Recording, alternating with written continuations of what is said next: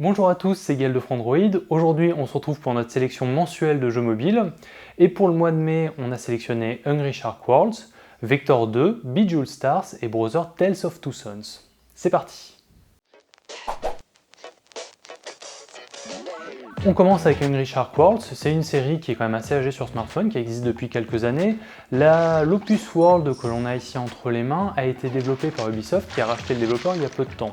Alors, la formule change assez peu depuis la dernière fois, on ne va pas s'en plaindre, c'est-à-dire qu'on incarne toujours un requin dans une zone semi-ouverte, en fait un bassin, rempli à la fois de nageurs à la surface, de bateaux, mais aussi de secrets, de poissons de plus en plus gros au fur et à mesure qu'on descend dans le jeu.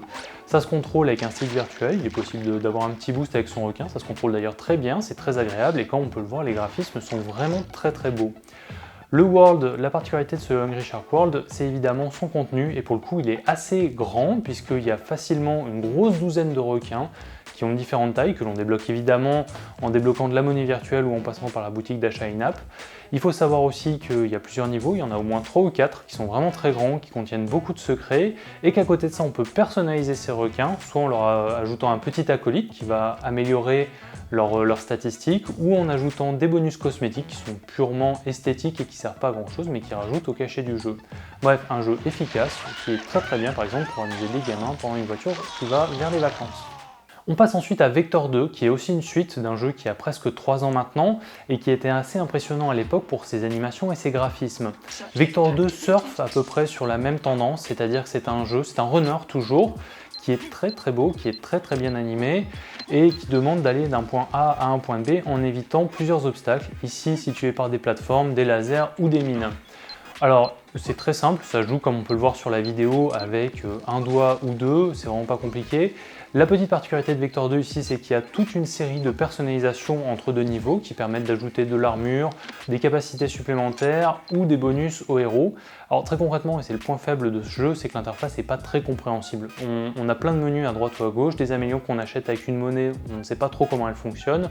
Une boutique in-game qui est cachée quelque part qui permet d'aller un peu plus vite, c'est un peu brouillon. Le jeu en lui-même est très sympa, mais ça demande pas mal de temps avant de pouvoir s'y investir et de comprendre comment tout fonctionne.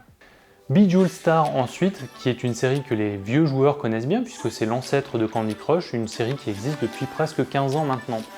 Ici, il s'agit toujours d'associer des diamants entre eux par combinaison de 3 ou 4 en carré de façon à avancer le plus vite possible, éliminer un certain nombre de joyaux le plus vite possible dans la grille ou en éliminer le plus possible en un temps limité. La formule marche très bien ici, évidemment on reprend la formule que l'on connaît bien avec Candy Crush, avec un jeu free-to-play qui demande de passer tableau après tableau et d'aller le plus vite possible. C'est bien barré, c'est vraiment très joli et l'ambiance est complètement déjantée. Dernier jeu de notre sélection, qui est sûrement le meilleur de cette sélection, Brother Tales of Two Sons, qui est un jeu qui est sorti il y a presque 3 ans maintenant sur Xbox 360 et qui vient tout juste d'arriver sur Android. Ici, le principe c'est que l'on incarne deux frères, comme l'indique le titre, que l'on va diriger à l'aide de 2 joysticks qui vont les contrôler chacun et qui sont répartis de part et d'autre de la tablette. Le principe est vraiment génial. Le grand frère se contrôle avec le stick de gauche, le petit frère avec le stick de droite, et le but est de résoudre des énigmes, d'avancer dans le niveau en passant certains obstacles. Le petit frère pourra monter plus facilement sur des obstacles en hauteur, pendant que le grand frère est plus lié aux épreuves de force pour tirer un levier par exemple. Une petite perle qui se fait en 4 ou 5 heures, mais qui est vraiment un très bon jeu.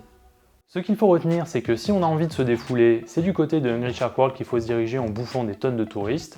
Si c'est une expérience plus immersive et un peu de réflexion que vous voulez, c'est du côté de Brother Tales of Two Sons qu'il faut se diriger. Voilà qui conclut notre sélection de jeux mobiles du mois de mai 2016. On se retrouve comme d'habitude le mois prochain avec une nouvelle sélection de jeux mobiles. A bientôt! Abonnez-vous à notre chaîne YouTube pour retrouver toutes nos vidéos.